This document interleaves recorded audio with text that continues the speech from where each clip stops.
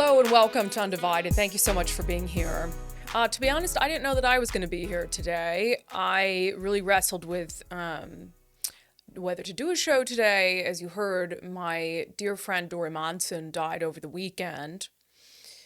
If you're not familiar with Dori Monson, Dori is, in addition to being like a father figure to me. He is a longtime radio host in Seattle, going back to the early 1980s, and he hosted his own show, The Dori Monson Show, The Big Show, on Cairo Radio for almost 30 years. And I met Dori back, when I was 22 years old and first came to the city of Seattle for a job at Cairo Radio to do reporting. And he just instantly, like I said, just became this instant father figure, role model to me.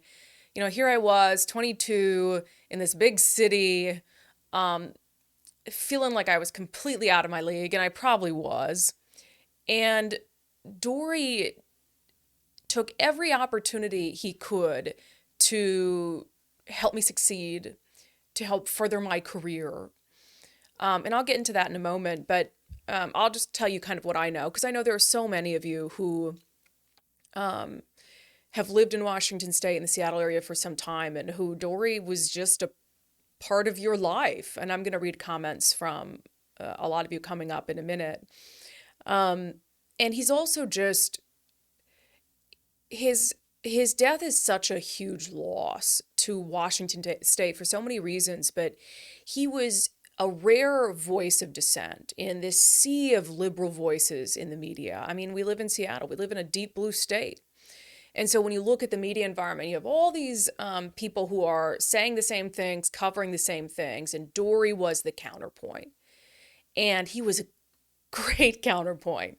He had this show he'd built around being a watchdog of government. He was incredibly effective, and he cared so much about the mission of his show and in holding the government accountable.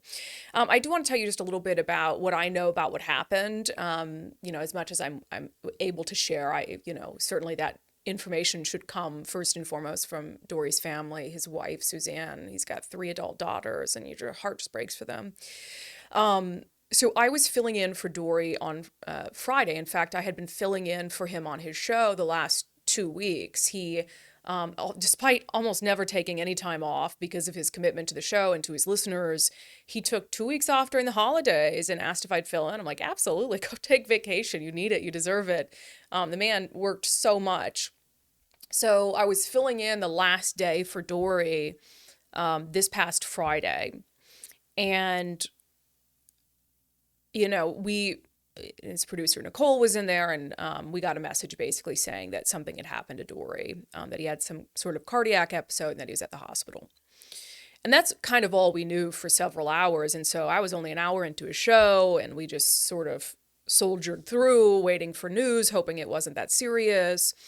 And then it was just sort of a holding pattern over the weekend. I mean, a very small group of people knew that he was at the hospital, and we just hoped that they were able to get him there fast enough that he would recover. And, Dori, he was such, it just still really does not feel real. He was such a fighter in everything he did. And so that's why I was just sort of over the weekend like, well, of course he's going to be okay. Of course he's going to be okay. That's just silly to even contemplate the fact that he wouldn't. And then, of course, on Saturday night, he passed away, and I got the news Sunday morning, and it just, I still think it hasn't quite hit me. I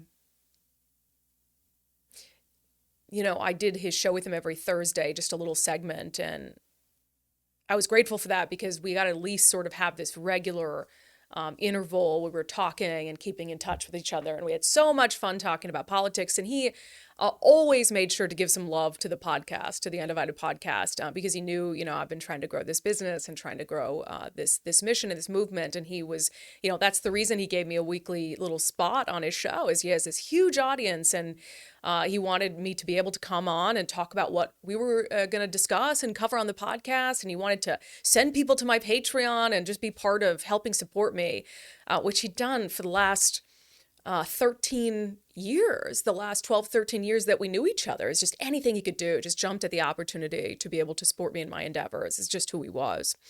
I wanted to play for you. I had Dori on this show a couple months ago. He was our first ever episode of Fridays with Friends, which he was tickled by. At first he was offended, thinking that you have a segment called Fridays with Friends and I've never been on it. And I was like, no, this is our first one. So I wanted to play just a little portion of this for you because it was such a wonderful conversation.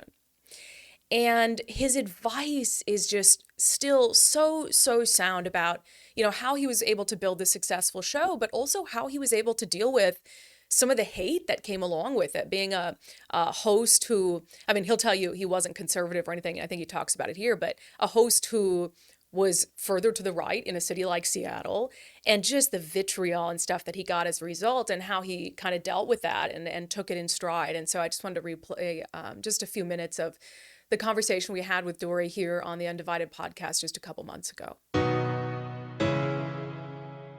There are a lot of people who their politics is their life, and I really feel sorry for them. I truly believe that I would go nuts. Everything I talk about on the radio, I 100% sincerely believe. We wouldn't get the kind of listeners we have if there was any phoniness involved. I believe it, but I would go crazy if that's all I thought about. And, I get, there's a couple people, and they send me hate emails at 8 p.m. and at 3 a.m. and at 7 a.m. And I feel so sorry for them. Now, just the fact that around the clock, they are obsessed with disagreeing with me about issues. And I really do feel bad for people like that. And that's why I choose not to live my life like that. I'm passionate. I spend 12 hours a day preparing and performing the radio show, but I have to have some time where I'm thinking about other stuff, or else we're all going to go nuts. Well, yeah, and you're right. You'll see people on Facebook who they hate what you're talking about, but they're always there, and it's like, why? If you hate it so much, why are you soaking in it? It's very confusing to me. Right. I agree. It's really sad. But in case there's anybody watching this who isn't familiar with you and your show and your career, just give a brief, and I'm assuming most people will be, but brief explainer about what your show is about. And the ratings are really off the charts right now, right? Yeah, they're crazy. Yeah, I have 27 years, and they're the highest by far. We've been really good for 26 years, but for the last year and a half, it's been just amazing. The show's about I really consider every listener individual friend. And the show's about what I would talk about with my friends if I was talking politics. So I spend, probably 6 to 9 hours finding interesting stuff that interests me.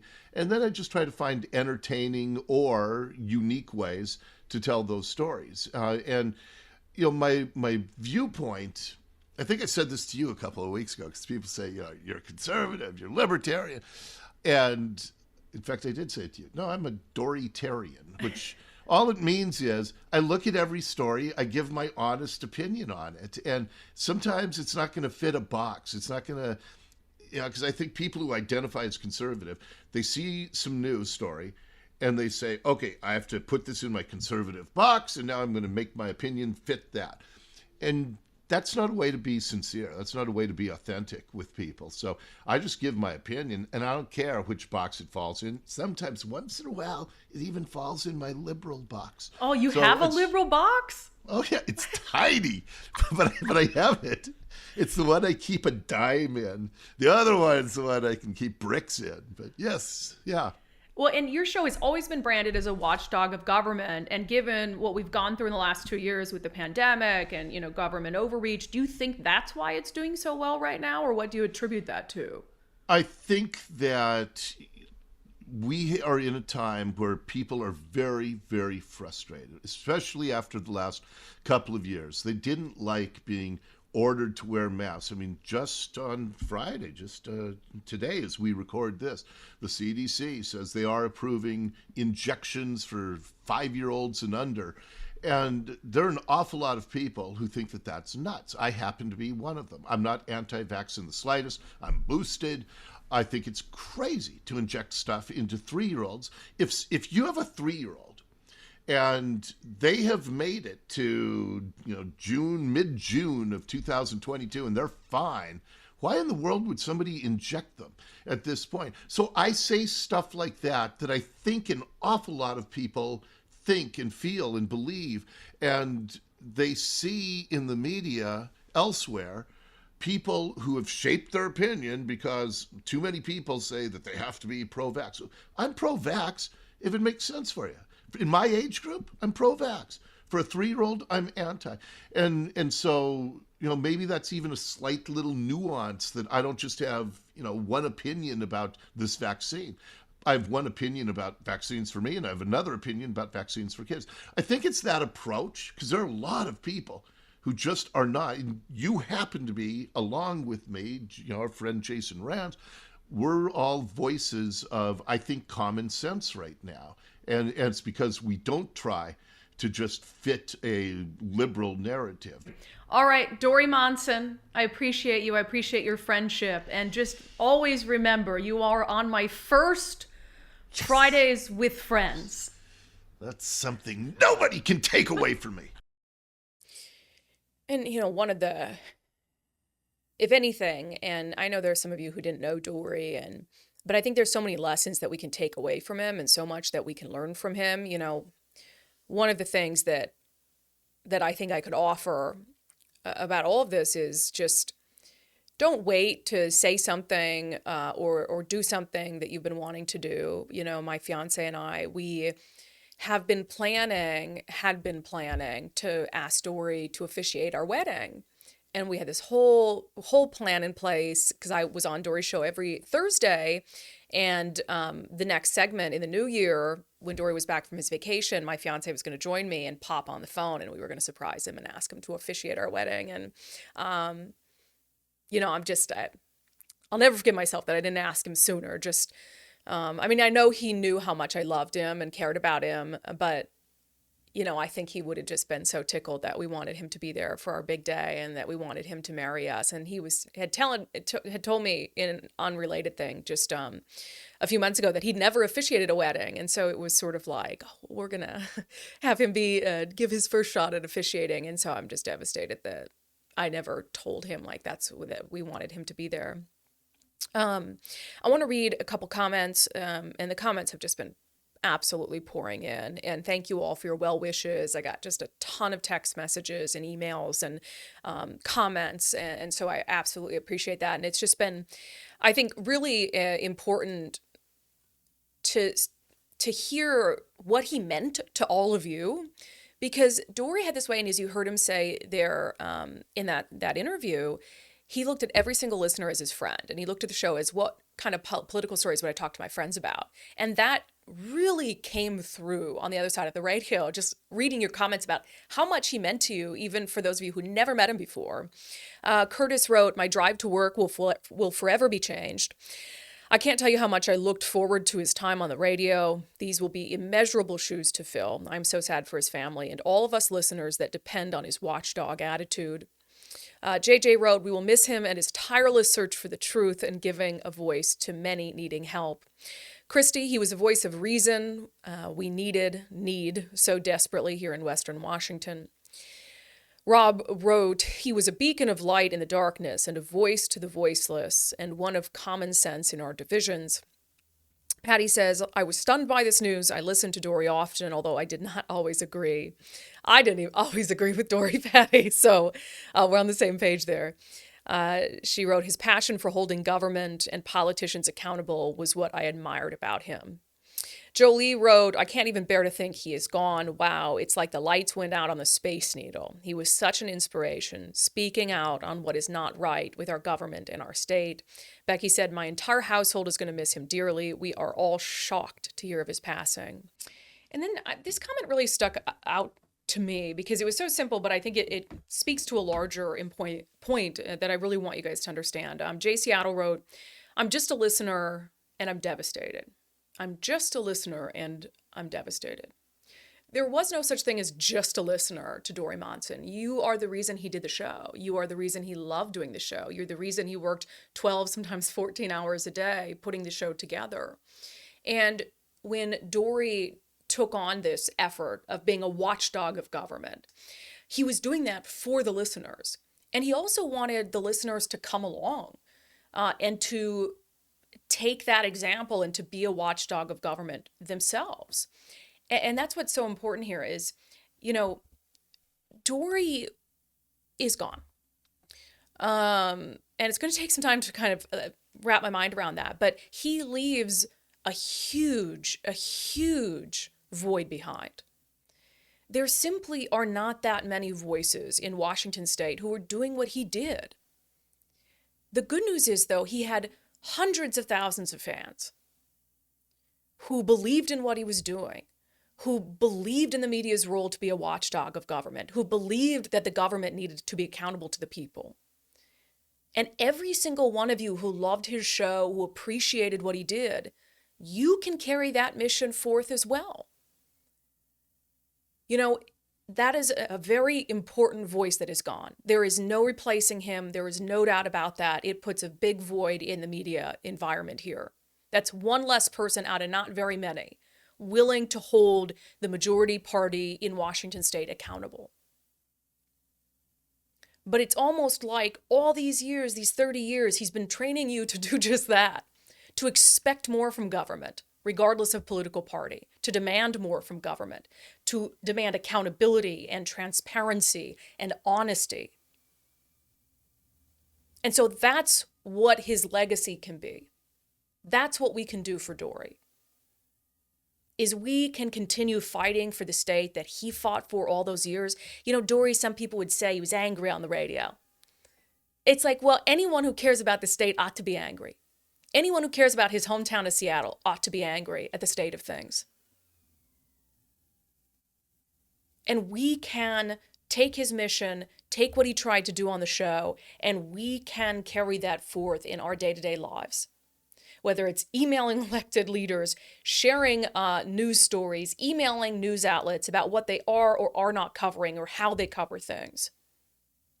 Because you've got this Dori army of hundreds of thousands of people in Washington state who can help fill the role that he played, the very important role that he played here. There will never be another Dori Monson. But his fight and his enthusiasm and his love of this state lives on in every single one of us. I will have much more to say this week about my friend Dori Monson, about the legacy he leaves behind, and about what we do in his absence, how we carry forth his mission to hold the government accountable. The following segment is brought to you in partnership with Future 42. Turn your frustration into action at future42.org. It is a new year. That means New Year's resolutions. No, I'm not going to list off my New Year's resolutions. I already put those in my Sunday newsletter, so if you want to read them, you can go read them there. But I did an op-ed for Future 42 for our partnership that posted over the weekend of 5 New Year's resolutions for Washington state lawmakers, because I just don't think that they're going to come up with their own, so we kind of need to come up with some for them. And I thought it would be fun today to count down the top resolutions that I believe lawmakers should take on in 2023. Number 5, put aside performative politics. I talk a lot about performative politics. Here's what I define that as. Something you do for appearances rather than actual effect. Something that is not based on need or necessity. And there are a ton of bills that get introduced every year where I'm like, do we need that? Do we need that? There's nothing saying you have to go to Olympia and pass new bills. Like, it's not a contest to see who can pass the most bills. Well, maybe it is, but it shouldn't be. And I see dumb things like House Bill 1020, which was pre-filed last month. And it is an act that would designate Susiosaurus rex as the official state dinosaur. Okay? Look, I get it. Dinos are fun. They make us get in touch with our inner child, the wannabe paleontologist in all of us. But I don't understand why it has to be in a bill. And you might say, well, Brandi, it's just fun. They're probably doing it for kids and you just put this through and pass it. No, every single bill does require effort. It requires effort and time to write, to get into committee, to move forward, to take votes on, for the governor to sign. Even a bill as surface level as this one does consume the time of lawmakers. And it is my belief that we cannot seriously commit ourselves to solving the state's most pressing crises that are actually impacting people's lives every single day, like homelessness, drug abuse, crime, unless we do away with the performative politics. That includes the dinosaur bill and any other similar bills they might come up with this legislative session. Number 4 on my list of New Year's resolutions that Washington state lawmakers should adopt this year is to make good on their election year promises. This is something that we discussed a lot in 2022. The fact that you had all of a sudden Democrats who came out and cared about crime in the lead up to the November election. And for most of us who can see through that kind of stuff, we're like, all right, let's see how long that lasts. Let's see if that lasts into the new year. I mean, Governor Jay Inslee, who never commented on police defunding, came out and said, I'm opposed to police defunding. It was like, where were you 2 years ago? Attorney General Bob Ferguson, who didn't say anything while stores were being looted in Seattle and Bellevue, came out 2 years too late and put forth a retail theft task force. And then you had certain swing district Democrats who were going to have tight races to keep their seats last year, who supported some of these misguided police reform efforts that were passed in 2021, but came out on the campaign trail and said, okay, we need to scale some of these back. One of them was State Senator Emily Randall, the Democrat from Bremerton. Well, she kept her seat. And do you think that I'm seeing a bill filed in Olympia by Emily Randall to fix the police pursuit law?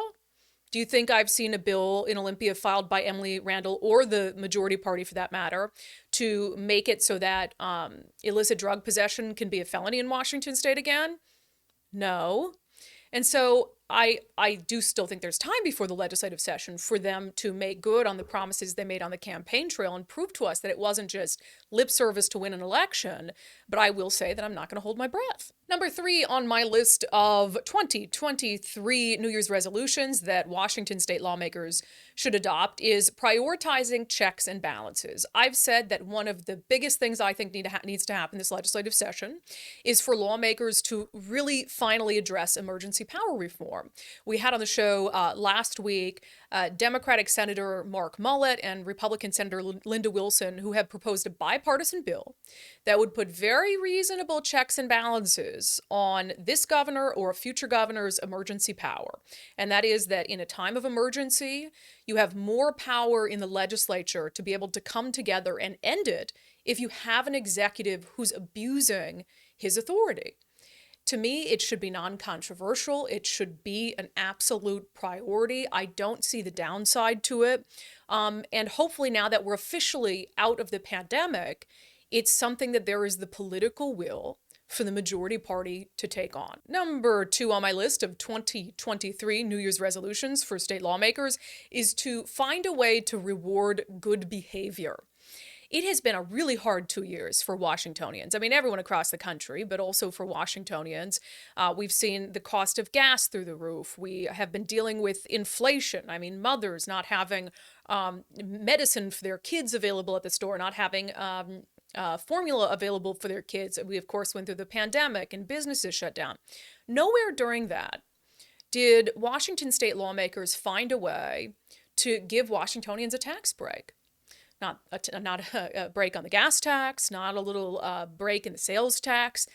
You could talk about and look at things like the price of gas and say, oh, well, it's out of state lawmakers' hands how high gas is. But it's not out of their hands to try to let Washingtonians keep a little bit more of their money. And I think why it's particularly prudent for them to find a way, and why I say reward good behavior, is they've already pre-filed bills that would reward bad behavior. There is a bill that has been pre-filed that would raise the pay for Washington state prison inmates. There is a bill that has been filed that would make it so that a court cannot force an inmate to help offset the cost of their incarceration, which means that the cost of their incarceration will be borne entirely by the taxpayers. To me, you're finding ways to reward criminals. And look, I get it. You want to make sure people come out of prison, they're in a good position. I support all that. But if you can find creative ways to help make criminals' lives a little bit easier, I think it's not asking too much to find some creative ways to make the lives of law-abiding Washingtonians a little bit easier. And the number one New Year's resolution that I would like to see Washington state lawmakers adopt is to spend more time reaching across the aisle. Of course, that's very in keeping with the theme of undivided. But I also think that we are in this incredibly toxic political climate across the nation. I mean, Congress, to me, has become borderline worthless. They are so focused on hating each other, the two parties, they can't get anything done. And I think Washington state can be a good example for the rest of the country about what bipartisanship can get you, what you can accomplish by working together. And they don't get enough credit, but the vast majority of bills in Olympia are passed on a bipartisan basis. Of course, those are the bills that are far less controversial. It's the controversial ones where you see this huge divide and that make the news, and I get that. So maybe it is contingent on us in the media to celebrate some of the bipartisan wins as well. So I'll commit myself to doing that this legislative session. But again, things are toxic enough on the national level. I really think that Washington state lawmakers can set an example and show everyone how important and how productive bipartisanship can really be. So those are my top 5 New Year's resolutions that I would like to see Washington state lawmakers adopt this year. The previous segment was brought to you in partnership with Future 42. Turn your frustration into action at future42.org. I've been saying for a long time about these studies that are like the American Academy of Pediatrics or whatever it is, and they'll release some study on some topic that's like, did anybody even care to know about that? Is this just like a concept that you put into your mind and then you said, let's do a study to try to confirm this weird thing that we just thought of? And I just like want to defund all these institutions that do these dumb studies. Like, remember the one that, God, what the freak was it? It was done in Canada by like a reputable medical center in Canada, reputable quote unquote. And it found some sort of link. It said there was a link between your chances of getting injured in a car accident and your COVID-19 vaccine status. It was like if you were unvaccinated, it showed a pattern of behavior and contempt for the government and rules, so you were more likely to get into a car accident. It's just like, you guys stop. I cannot believe some of these, and they're like government funding that goes into them. So this one was just as bad. We've talked about the violence problem and how in Olympia they're trying to push new gun control measures as a way to deal with what is typically a gang violence problem. We are nearing a record for homicides in Washington state. There are a lot of cities like that across the country. We have a huge rise in shootings, both fatal shootings and shootings where someone's injured. And it's like, you want to push a bill in Washington state that would require people to get a permit to buy a handgun. There's no gang members. Do I have to bring back your friendly neighborhood gang member impression that's going to get a permit for his gun? Ridiculous. So it's like you have this effort to just come up with any possible reason for the violence except the reason for the violence. And this is another example. So the Kansas City Star put out this headline that's been getting a little bit of attention today. Is climate change linked to gun violence? A new study shows how the Kansas City area is impacted. Okay. I just don't even really know how to start on this. I'm going to get to the study in a moment. It was from the Journal of the American Medical Association. And this Kansas City thing gets into the fact that there was a really hot day. On the hottest day of 2022 in Kansas City, 3 people were shot and killed. 3 more were shot and survived. It was 101 degrees that day. And so they're saying, well, does the heat have something to do with the fact that a lot of people were shot? And I will acknowledge, in the summer months, this has always been true. And anyone who's covered any amount of crime or really been in journalism in a local market ever knows this. In the summer months, crime goes up. And it's because in the summer months, when the weather is nicer, you have more people out, gathering in groups. That's why we see more violence on Elk Beach in Seattle in the summer months, because people are gathered on the beach. It has nothing to do with how hot it is. Like, you could have an 80-degree day, people would still be on Alki Beach in the summer. And so it's just, this whole narrative is bizarre to me. Like, yes, nice weather has a link to violence. That has always been true. But now they want to try to tie it to climate change, which, for the love of God. So this is, again, a study published in the Journal of the American Medical Association. And they analyzed more than 116,000 shootings across 100 American cities and found that nearly 7% could be attributed to days with above average temperatures. So first of all, 7% of these shootings across 7% of 116,000 shootings in 100 cities happened on days with above average temperatures. And you think that that is a somehow significant statistic? You have to be kidding me. So I went and I looked at the study itself. So here are the key points that the researchers make. They say the question they're trying to solve in this study is, are higher temperatures associated with increased risk of a firearm shooting? Findings, and this is their summary of the findings. In this cross-sectional analysis of the 100 cities with largest burden of firearm shootings in the U.S., 6.85% of all shootings were associated with above average temperatures. And then they have a little line that says the meaning, so the takeaway, like what we need to do. These findings indicate a need for heat adaptation strategies for mitigation of risk of firearm shootings. What on God's green earth are you talking about? This is crazy. I cannot with these people. Okay, so it says, and it gets into the abstract of the study. I just want to make sure that we kind of all understand what they're. And I really do think you had researchers who came into this and said, how can we tie climate change to murder? And then found a way to try to do it. They said the importance of this study is that firearm violence is a leading public health crisis in the U.S. Understanding whether and how ambient temperature is associated with firearm violence may identify new avenues for prevention and intervention. Put people in prison who use guns. Don't give them sweetheart deals when people who are actual criminals use firearms in the commission of a crime. Objective, to estimate the overall and regional association between hotter temperatures and higher risk of firearm violence in the U.S. So, and I already got into the results of it. Again, 7% of nearly 116,000 shootings across 100 cities happened on days where the temperature was above average. And their takeaway from that is that the 7%, that's so significant that we need a, quote, heat adaptation strategy for mitigation of risk and firearm shootings. And I really believe it's probably only a matter of time before you hear officials in cities like Seattle and Washington State say, oh, climate change is causing crime.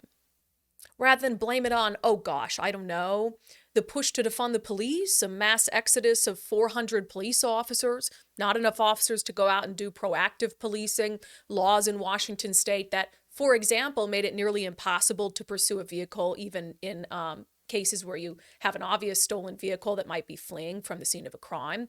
Gosh, what else can I think of?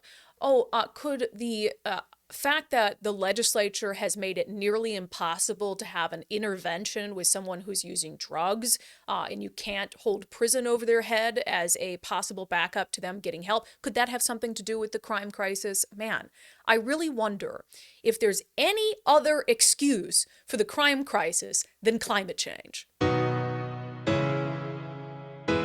Health is really on my mind today for obvious reasons, but also it's the start of the new year. I think it's really common to have a New Year's resolution to lose weight, but as you guys know, I've been losing and I have lost a significant amount of weight in the last 2 months. And so I actually thought today was a really good day to announce that we're adding a new sponsor to the show. And it's because I wanted to lose my COVID weight, right? And this was like November of last year when I was like, I've got to do something. I've gained. And by the way, speaking of, friends don't let friends gain 40 pounds. I love you guys. I know you love me. I know you are always respectful. But somebody couldn't have told me, Brandi, you're gaining a lot of weight. I would have been okay with that. And man, so like end of September, I looked at a photo of me. I was in Vegas with friends and my fiance. And I remember feeling like, oh, I look fine this day. You know, we're out and about.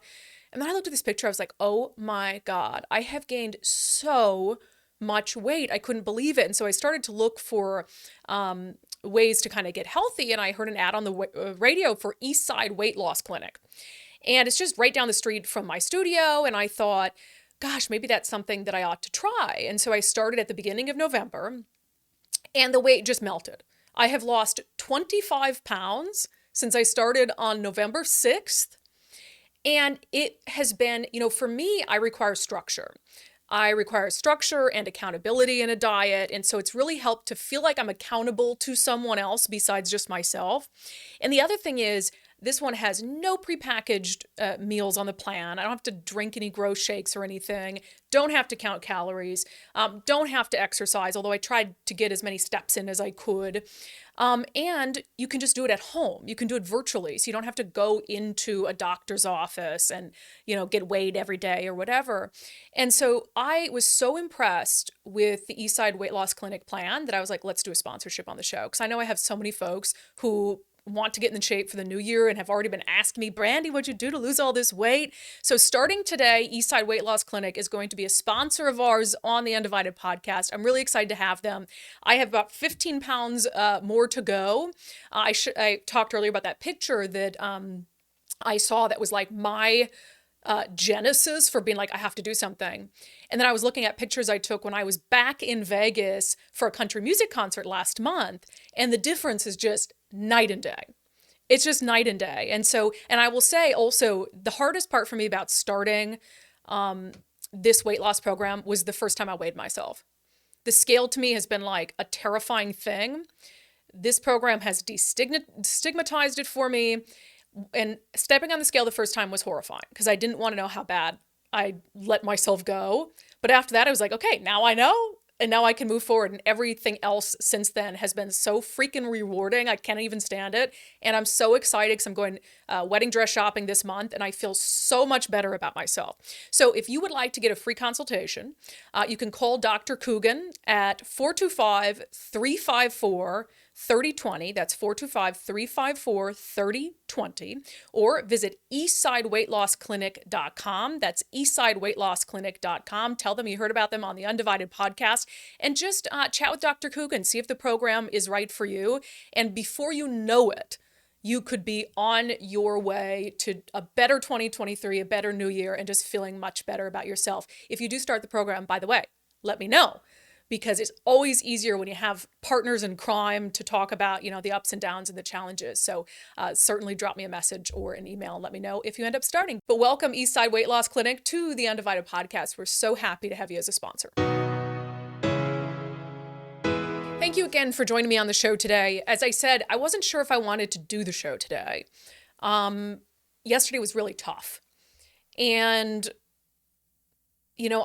I think what got me in the studio today was that Dori never missed an episode of a show. Like, taking vacation was so rare for him because he just had this drive and this commitment to put the best possible show and product together every single day for his listeners. I mean, his commitment to that was unmatched. There were no days where Dori just phoned it in and said, I'm just going to wing it today. He did not do that. He never did that in almost 30 years. And so I was like, you know what? I'm going to channel Dori Monson today, and I'm going into that damn studio, and I'm doing my show today. And I'm so glad I did. And I'm just, again, been so touched by how many of you have reached out to offer your sympathy, but also just to share what Dori meant to you. And I think he knew what a special audience he'd built. And the comments coming in are just so indicative of that. Dana wrote on Patreon, I didn't agree with him much of the time, but would listen to him from time to time to gain perspective, which is awesome. I wish more people did that. I remember a recent interview I did with him, and he talked about how sad it was that people couldn't separate their politics from their lives and were so wrapped up in their hate that they no longer could be happy. We all need to learn that lesson. And yeah, you just heard it. I played that portion of it because that really stood out to me too when we had that conversation because, I'm attacked a lot online. You can't share your opinion for a living and not be hated by some people. That's just the environment that we're living in. But it's a really important lesson, like you said, for everyone to say, look, there are going to be people out there who you vehemently disagree with, who don't like you because of your politics, don't care to get to know you. And the easiest thing that you can do is just sort of let it slide and just focus on being happy and living your life and not absorb yourself, obsess yourself with politics. And that's really, we talk about politics on this show, but I hope you find that we talk about it in a way that isn't going to get you infuriated and angry and ruin your day, because we can talk about all these important issues, have fun, and also not start hating people of the other political party. It is possible. I just want to read a couple more comments about Dori as we close the show. Julianne said, when my husband came in the room to tell me of Dori's passing, he had been crying. I joined him. I didn't know it was possible to love someone so much without ever meeting them. We appreciated his efforts to save our beloved state from the self-serving leaders who have been voted in. He was a voice for common sense and gave us hope for the future. Yeah, David said, I feel his recognizable voice was one of reason and honor. I am sorry for his family and friends' loss. He left a legacy in Seattle. Becky, we were all shocked to hear of his passing. Thank you for memorializing him. No one will be able to fill the void he has left. The love of his state, his family, his listeners, his voice for those of us that shared his values.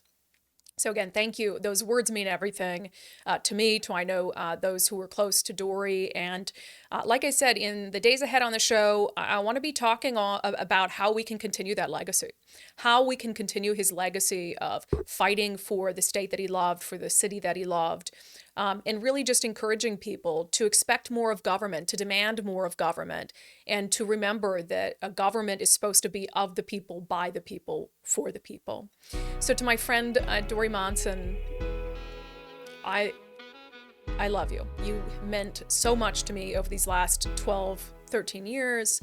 I couldn't have asked for a better mentor, a better friend. You were like a father to me. I'm devastated that you won't be there for my wedding and just for everything to come and for your daughters and for your wife. And I have learned so much from you. I would not be the person I am today. I would not be the woman I am today without you and your guidance and your love and your support.